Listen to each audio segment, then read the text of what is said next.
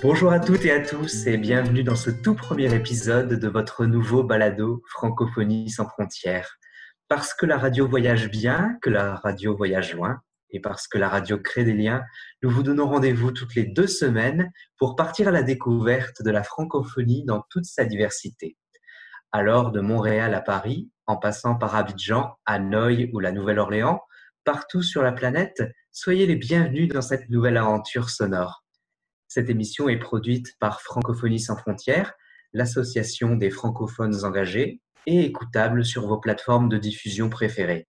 Elle se veut jeune, amicale et conviviale, à l'image de notre association. Nous espérons que ce contenu vous plaira, que vous aurez envie de le partager à votre réseau et de rejoindre notre association. Je suis Thibaut Temerman et je vous parle depuis Montréal. Je suis accompagné pour cet épisode de Sophie Hamel Dufour depuis Québec. Bonjour Sophie. Bonjour Thibaut. Alors, nos invités pour cette première émission, nous avons la chance et l'honneur de recevoir Marie-Astrid Berry, vice-présidente et trésorière de Francophonie sans frontières. Nous aurons également en entrevue Ronan Dumas-Labbé, le responsable des correspondants internationaux et des partenariats.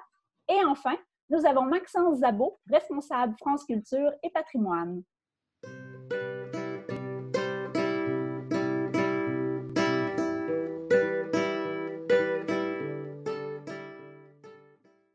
Notre première invitée aujourd'hui est vice-présidente de Francophonie sans frontières. Plus encore, elle a participé à la genèse de l'association. Marie-Astrid Berry, bienvenue à cette première émission de Francophonie sans frontières. Bonjour Sophie, merci de m'offrir cette prise de parole.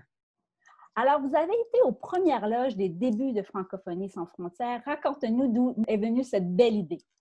Alors, Francophonie sans frontières est née d'un amour commun pour la francophonie, un amour que nous partagions avec Benjamin Boutin, le président de notre association. C'était une association qui est une organisation à but lucratif que nous avons fondée en 2017 à Paris afin de promouvoir la francophonie et favoriser les projets interculturels en langue française. Les premières réflexions autour de notre projet de créer cette association de francophones engagés remontent à mars 2016 suite à un colloque organisé à l'École nationale d'administration publique de Montréal. Durant ce colloque, nous avons eu l'opportunité d'y présenter un projet que nous venions de lancer, les jeunes experts internationaux de la francophonie, qui visait à offrir à des jeunes francophones d'origine et de milieux divers la possibilité d'effectuer un stage de haut niveau au sein d'organisations internationales. Le rapprochement des jeunes francophones et le renforcement de leurs relations a toujours été au cœur de nos réflexions et c'est tout naturellement et animé par ce désir qu'est né Francophonie sans frontières en 2017. Très intéressant, Marie-Astrid. Après 3 années d'existence, où en est Francophonie sans frontières? Quel type d'activité offrez-vous? Alors, chez Francophonie sans frontières, il faut savoir que nous sommes convaincus que le dynamisme de la francophonie ne dépend pas seulement des institutions et que les citoyens doivent y prendre part. C'est pourquoi nous proposons à nos membres une variété d'activités, d'implications et de projets et restons en permanence ouverts aux idées novatrices. Donc, si je comprends bien, Francophonie sans frontières, c'est vraiment une porte ouverte pour que la société civile puisse prendre part à cette grande francophonie. Oui, absolument. C'est tout à fait ça, Sophie. Est-ce que vous pouvez nous donner des exemples d'activités que Francophonie sans frontières propose à ses membres? Oui, bien sûr, nous organisons différents types d'événements, tels que les matins francophones, qui sont des petits déjeuners thématiques autour d'un invité spécial. Nous avons reçu des invités prestigieux, tels que le député de Guyane, Gabriel Serville, l'écrivain tunisien Hubert Haddad, ou encore Metin Arditi, mécène et ambassadeur de l'UNESCO. Nous organisons aussi des événements, les coulisses de la francophonie, qui sont des visites de terrain à la rencontre d'acteurs de la francophonie. Nous organisons aussi des conférences et des journées d'études, notamment au sein d'universités, d'écoles ou d'institutions. Nous avons organisé, par exemple, une conférence sur l'avenir des relations France-Québec au siège de France-Amérique à Paris. Nous donnions la parole à Louise Baudouin, ancienne ministre des Relations internationales de la francophonie du Québec. Très intéressant, vraiment. Alors, je crois également que vous offrez des soirées réseautage. Oui, absolument. Donc, elles sont de véritables moments d'échange et de rencontres conviviaux en présence d'invités spéciaux. Ces soirées se veulent plus des événements de proximité. Nous organisons par exemple régulièrement ce que nous appelons les apéros franco dans la ville de Québec pour rassembler les amoureux de la francophonie. Et en plus de ces activités régulières, nous avons des projets structurants qui sont Horizon 2030, que nous aurons l'occasion de présenter dans un prochain épisode, et notre école d'été, que nous aimerions faire sur une base annuelle, et ce nouveau projet de balado podcast. Et pour les projets d'avenir, qu'est-ce que vous pouvez nous dépeindre et nous annoncer? Alors aujourd'hui, il faut le savoir que Francophonie sans frontières se compose de plusieurs équipes internationales, dont une en France, une au Québec et une en Côte d'Ivoire. Elle compte également un grand nombre de correspondants à travers le monde. Ronan, notre responsable des partenariats et des correspondants internationaux, sera en mesure de nous en parler tout à l'heure. Notre objectif aujourd'hui est de poursuivre la trajectoire d'expansion de Francophonie sans frontières en consolidant nos équipes et en stimulant le volontariat. Nous sommes toujours à la recherche de jeunes talents et en renforçant bien sûr le réseau et l'implication des correspondants internationaux. Nous espérons poursuivre la conclusion de nouveaux partenariats et bien sûr le recrutement de nouveaux membres. Marie-Astrid Berry, vice-présidente de Francophonie sans frontières, merci infiniment pour cette entrevue. Et chers auditeurs, vous aurez la chance d'en apprendre un peu plus sur les coulisses de la francophonie à la troisième entrevue de cet épisode. Merci beaucoup, Marie-Astrid. Merci beaucoup, Sophie.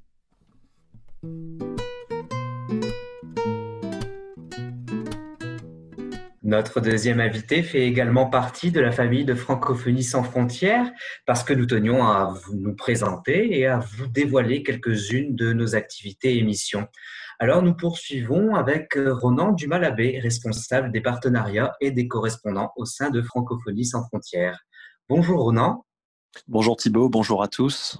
Et donc, bienvenue dans cet premier épisode de la radio Francophonie sans frontières. La première question, tout simplement, quel est le rôle du correspondant ? Alors ça, c'est une excellente question. Moi, je vois le rôle du correspondant de deux prismes. D'abord, c'est l'idée de communiquer, c'est-à-dire la communication entre un pays et une communauté et FSF.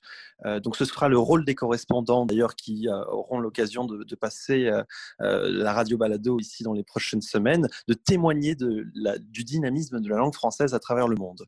Le deuxième point qui me plaît un peu plus, c'est aussi l'idée de symétrie.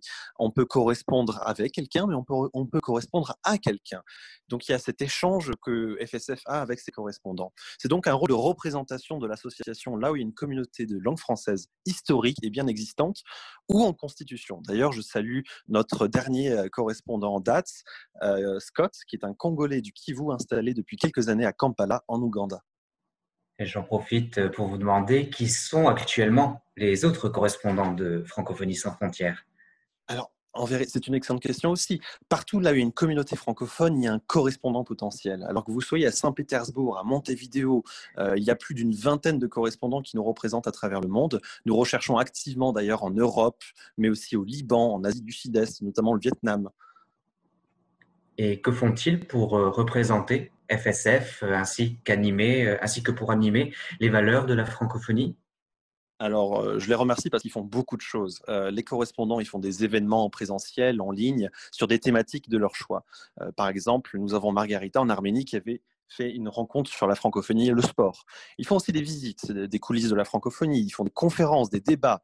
Ils font aussi des productions que j'appelle des productions médiatiques, comme ils participent à la radio de Francophonie sans frontières désormais. Ils font aussi des articles. Je remercie Mamadou, vivant à Sofia, qui a publié un article sur le site web de Francophonie sans frontières sur les institutions d'éducation francophone en Europe de l'Est. Donc, ils font beaucoup de choses, nos correspondants. Et par conséquent, si je suis auditeur du balado de Francophonie sans frontières et que j'ai moi aussi envie de devenir correspondant, qu'est-ce que cela prend pour remplir cette mission ? Je pense qu'il faut être avant tout sociable, volontaire et flexible. Mais avec FSF, on ne se veut pas contraignant. On veut que vous veniez avec vos projets et nous serons heureux d'en discuter et, si possible, de les soutenir. Eh bien, merci pour cette présentation, Ronan Dumas-Labbé, et votre rôle grâce auquel nous aurons l'occasion de tâter le pouls de la francophonie, et ce, grâce à nos correspondants partout sur la planète. Je rappelle que vous êtes responsable des partenariats et des correspondants au sein de Francophonie sans frontières. Merci encore. Merci Thibaut, merci à tous.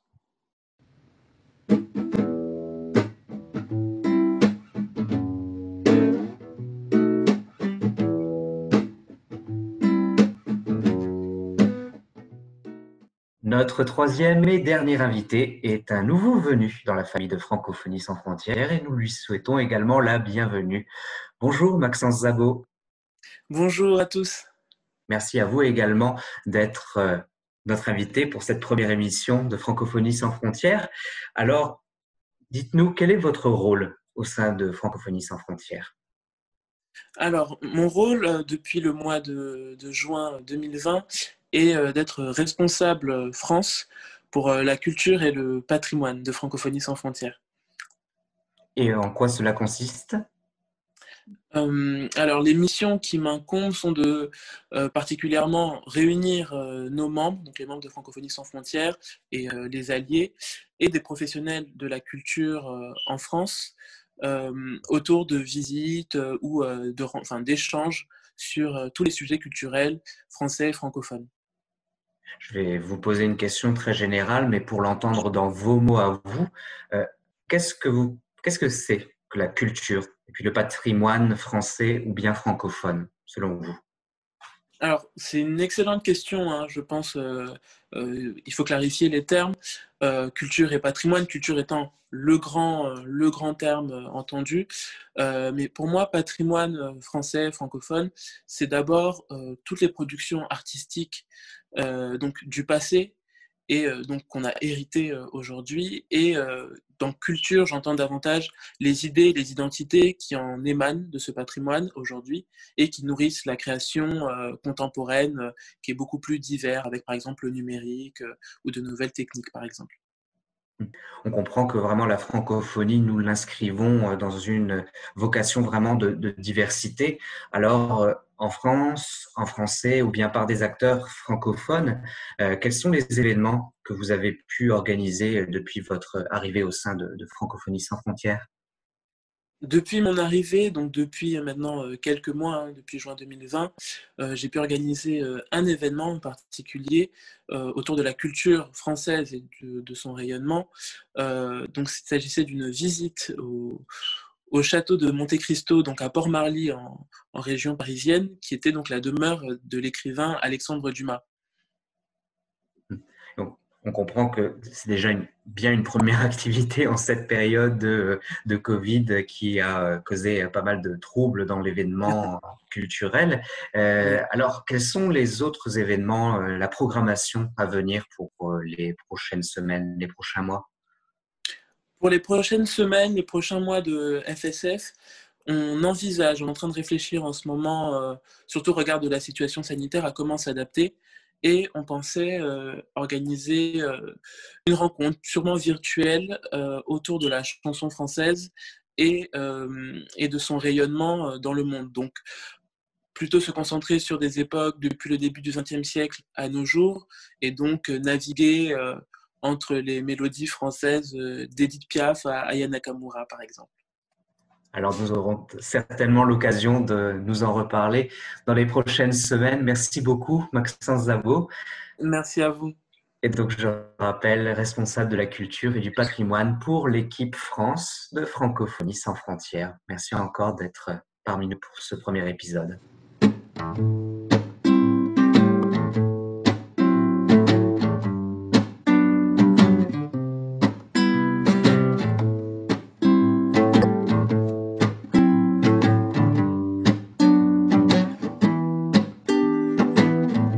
Alors, j'aimerais à mon tour vous partager une recommandation culturelle. Malheureusement, nous en parlions, le monde de la culture a énormément souffert de cette pandémie de Covid-19 et c'est d'autant plus dommage pour nous autres francophones que cette année 2020 devait être l'occasion de célébrer les 50 ans de la francophonie en tant qu'organisation. Les activités reprennent progressivement dans le respect des normes sanitaires et de la distanciation physique, bien sûr, mais un certain nombre sont encore organisés en ligne et l'occasion pour ceux qui vivraient ailleurs de pouvoir malgré tout prendre part à ces activités. Et c'est en tout cas le pari que tente ainsi de relever le Salon du livre de la péninsule acadienne, dont la 17e édition comporte un volet d'activités en ligne. Certaines rencontres seront ainsi retransmises à partir de leur chaîne YouTube. En balado-diffusion, des auteurs parleront aussi des livres qui les ont marqués, ou bien ils auront l'occasion de lire quelques extraits de leurs œuvres. Alors cela se tient au Nouveau-Brunswick, à Shippagan précisément, du 8 au 11 octobre, bien qu'il y ait quelques activités en primeur et bien sûr cela se déroulera sur leur site salondulivrepa.com. À surveiller aussi, La 49e édition du Festival du Nouveau Cinéma de Montréal, qui se tient du 7 au 18 octobre. L'audacieux festival propose une programmation internationale généraliste qui se tiendra en partie en ligne. Citons parmi les films présentés la comédie loufoque du duo de Benoît Delépine et Gustave Kerven, Effacer l'historique, avec notamment l'humoriste Blanche Gardin. Là encore, nous vous invitons à encourager l'industrie du cinéma et des festivals. Nouveaucinéma.ca, c'est l'adresse de ce festival du Nouveau Cinéma. Et c'est ce qui vient conclure cet épisode de Francophonie sans frontières. Merci pour votre écoute. Merci à toi, Sophie, pour la co-animation. Merci à toi, Thibaut. C'était donc le tout premier épisode de Francophonie sans frontières. À l'animation, je le disais, Sophie Amel Dufour et Thibaut Temerman. Merci à nos chroniqueurs et membres de Francophonie sans frontières, Marie-Astrid Berry, Ronan Dumalabé, ainsi que Maxence Zabot. Habillage sonore, Florent Cheminal. Une production Francophonie sans frontières.